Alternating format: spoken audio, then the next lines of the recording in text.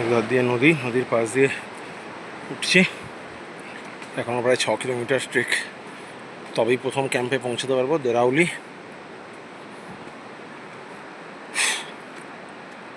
পুরোপুরি rain forest, জোঁকে ভর্তি জঙ্গলে, দাঁড়ালেই জোঁক চলে আসছে, প্রত্যহ বৃষ্টি হয়, জোঁকে ভর্তি।